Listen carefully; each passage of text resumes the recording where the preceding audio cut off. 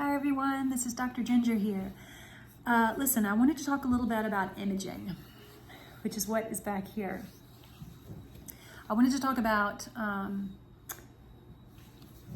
lateral abdominal wall imaging and what it can do, what we can measure, and I'm doing this to help you avoid being medically gaslit, because quite oftentimes people will come in with, this is most of the time what I hear, they'll come in with stories about going to multiple practitioners, sometimes in upwards of a dozen practitioners, and then them getting lame answers like stretch your low back, do knees to chest, stretch your hamstrings, stretch your quadratus, do side stretches every hour at work.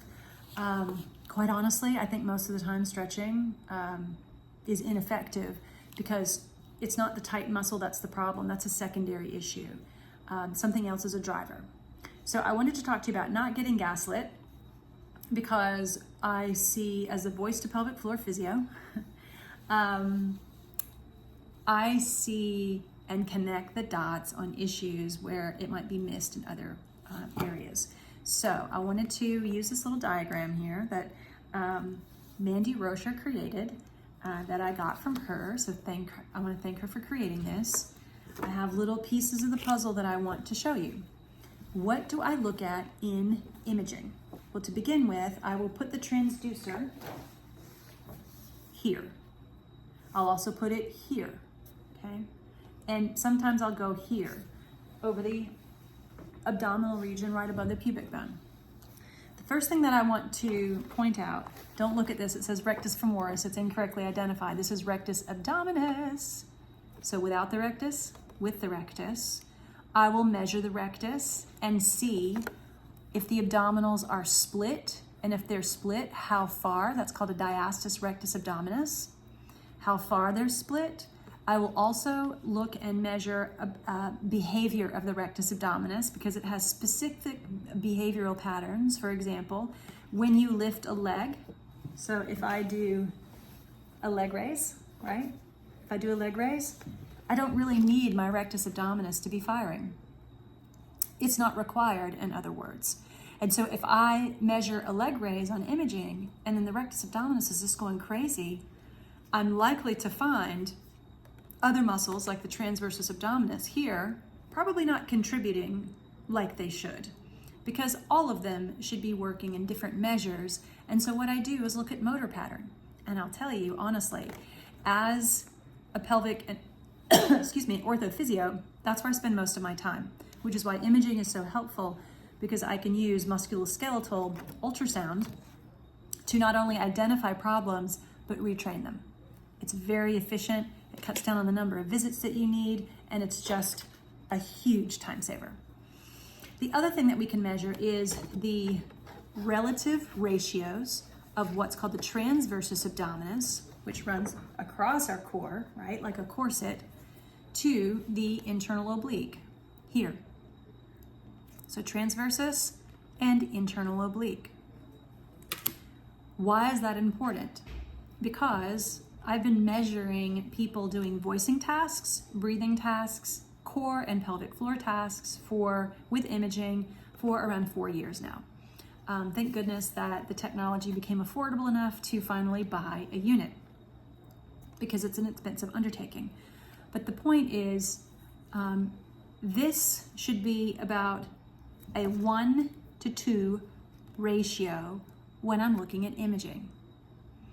That means this is working twice as much as this. What I will often see is this muscle working 8 times as much as this one. You cannot isolate the transversus abdominis, it works with everything else. So if you go to someone and they're saying, we just need to isolate transversus and make it stronger, you can't do that.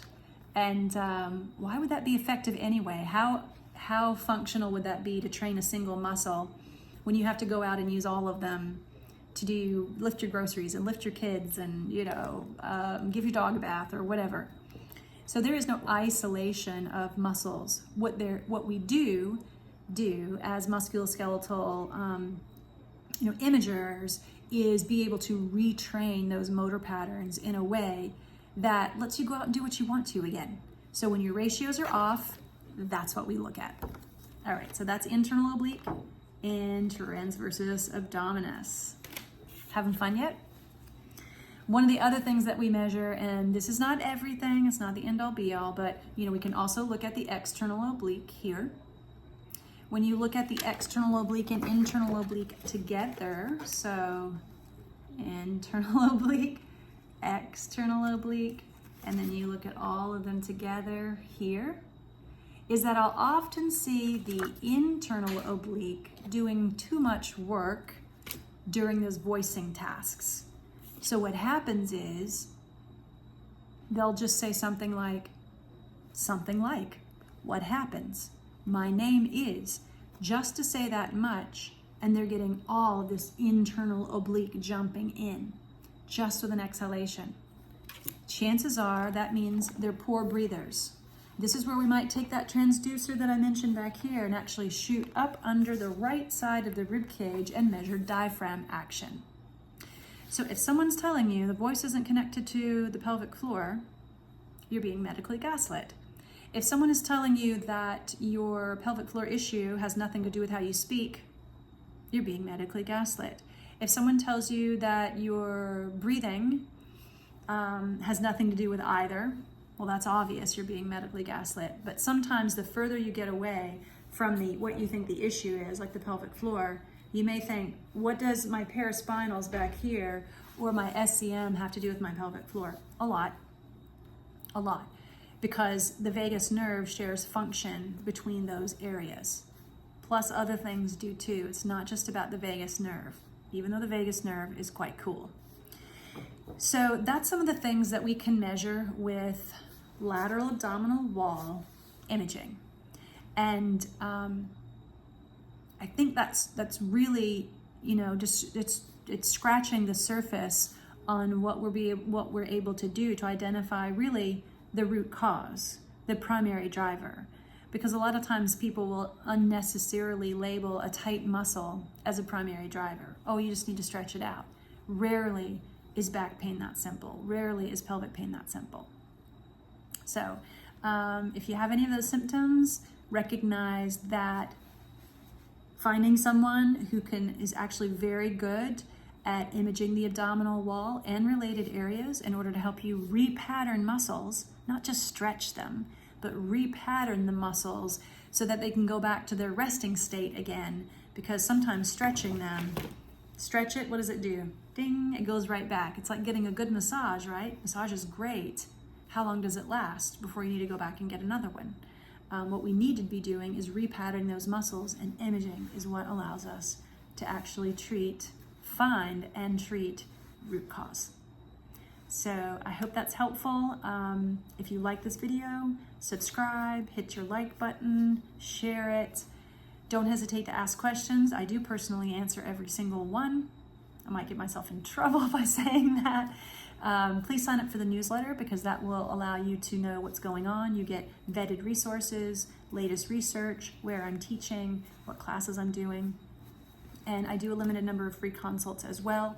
I do have people traveling from out of state, out of country regularly to be seen at my clinic because of my specialization in voice to pelvic floor and imaging. So if you need to do that, go to Garner Pelvic Health and you'll see out of state, out of town, out of country people. There's a page for that under our services. Thanks for listening.